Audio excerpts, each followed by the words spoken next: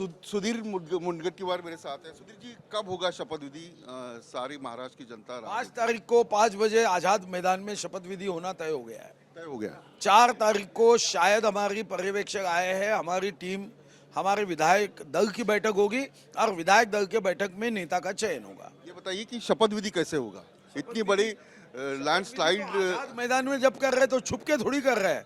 अरे जनता ने शानदार महाराष्ट्र के गौरव को बढ़ाने वाली जीत दी है, तो जनता को अभिवादन करना हमारी जिम्मेदारी है, उनको नमन करना हमारी जिम्मेदारी है। ईश्वर का अंश जिस मतदाता में है, जिसमें छत्रपति शिवाजी महाराज के शिव भक्त का भाव है, उनके साथ यह लड़ाई वो अफजल खान के कब्र को अतिक्रमण को नियमानुकूल करने वाले वो महाविकास आघाड़ी के नेताओं के साथ है, जिन्होंने अफजल खान के कब्र को नियमानुकूल किया था, उनको हटाने का काम हमने किया है। इसलिए ये लड़ाई कौन रहेगा इस शपथ विधि में? कौन कौन रहेगा? वो तो हमारे वरिष्ठ नेता तय करते भाई, वो आप और मैं और चैनल तय नहीं करती। साधु संत चैनल तय करना शुरू कर, हमारा क्या काम? कहा जा रहा है साधु संत रहेंगे, अलग अलग हाँ हाँ, क्षेत्र के लोग। भिन्न धर्म के धर्मगुरु रहेंगे। बहुत लोगों ने इच्छा व्यक्त की है, सभी धर्म का काम हम करते भाई।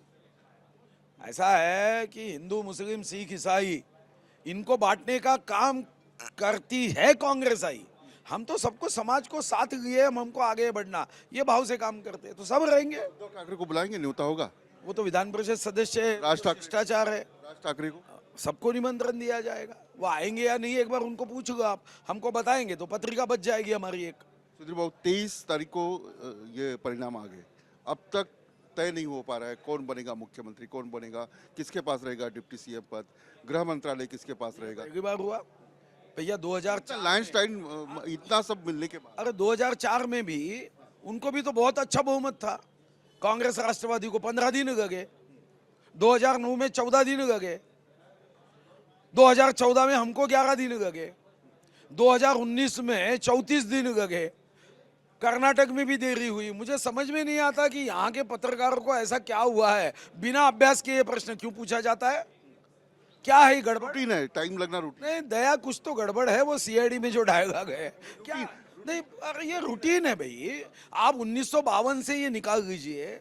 हाँ, कहाँ पे जल्दबाजी होती है, जहाँ पे कोई एक पार्टी सत्ता में होती है और जो निर्णय आते हैं वो सत्तारूढ़ पार्टी के प्रतिकूल आते हैं, तो वहां आपकी बात समझ में। हम आज भी सरकार में हैं, कल भी सरकार में थे और कल भी रहने वाले, तो घाई क्या है भाई? सुधीर बाबू, एकनाथ शिंदे की पार्टी जो है शिवसेना, वो उनके विधायक कहते हैं, प्रवक्ता कहते हैं कि मुख्यमंत्री पद एकनाथ शिंदे के पास होना चाहिए। किस तरह से देखते हैं? नहीं, क्या देखने का? इच्छा व्यक्त करना कोई जनतंत्र में गुनाह है क्या? लाडला भाई बहुत इमेज रही, महायुति की सरकार आ गई। भाई साहब, इच्छा व्यक्त करना कोई गुनाह है क्या?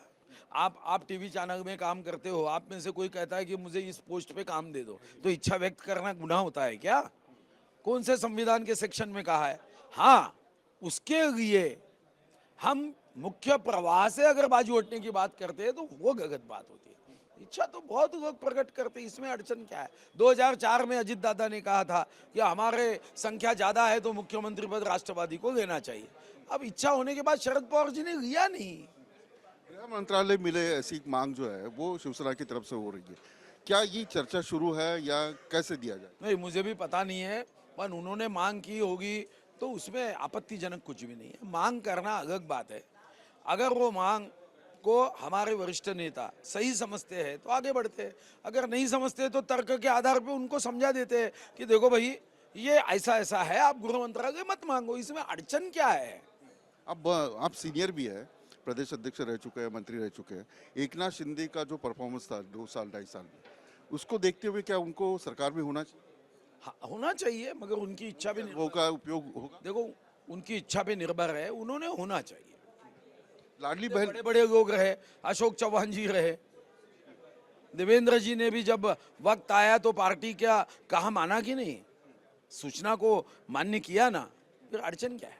अजित पवार दिल्ली चले गए, कुछ नाराजगी है? मैं समझ रहा हूँ कि उनको व्यक्तिगत कामों से गया, मेरी बात तो नहीं हुई, मगर मैंने कुछ लोगों से पूछा तो उनके कुछ व्यक्तिगत काम है। लाडली बहन योजना का पैसा 2100 रुपया कब तक मिलेगा? अगले साल मंत्रिमंडल की बैठक में निर्णय होगा और 2100 रुपये अगले साल से मिलना शुरू हो जाएगा। तो कहते हैं कि पैसे नहीं मिलेंगे, बजट ही नहीं है। और क्या कहेंगे? वो तो महाराष्ट्र का अपमान करने की बात कभी छोड़ती ही नहीं। महाराष्ट्र को वो गरीब कहते हैं, खुद 3,000 रुपए देने वाले बात करते हैं, तब कुछ नहीं। यानी वो इतने झूठे लोग हैं कि ओलंपिक में अगर झूठ का मेडल रखा तो कांग्रेस के सिवा विश्व में कोई जीत नहीं सकता। गोबेल्स भी अगर अभी आया ना, उसका आत्मा कहेगा रिश्ते में हमारे बाप लगते हैं। खुद 3,000 रुपए कहाँ से दे रहे थे भाई? हम 2100 दे रहे तो बोले महाराष्ट्र में पैसा नहीं, और तुम 3,000 कहाँ से देने वाले थे भाई? तुम क्या सत्ता आने के बाद लोगों को प्रिंटिंग मिस्टेक करके कहने वाले थे कि भाई? समझ में नहीं आता। तुम 3,000 देते तो पैसा है। तो पैसा मिलेगा, यानी कैबिनेट का डिसीजन होने के बाद पैसा। अरे भैया, ये माननीय मोदी जी की गारंटी है भाई।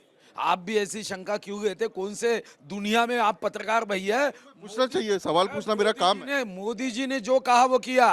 प्रभु राम का मंदिर किया, तलाक तलाक किया, 370 हटा दिया, गरीबों के लिए 80 करोड़ मुफ्त धान्य दिया, घर को दिए, शौचालय दिए, आज 1 एम्स से 22 एम्स गए। कौन से दुनिया में जीते हो भाई आप?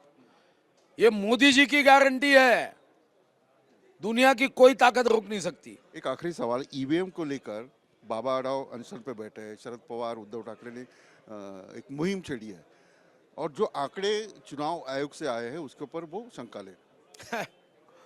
तो रिजाइन करे भाई, पहले शंका है, या फिर इसकी मतलब क्या है कि नाना पटोले जी, रोहित पवार जी ये हमसे रात को मिलते हैं, मैच फिक्सिंग है, अंदर की बात है। रोहित पवार हमारे साथ है, सुप्रिया तई हमारे साथ है, वो कैसे चुन के आई?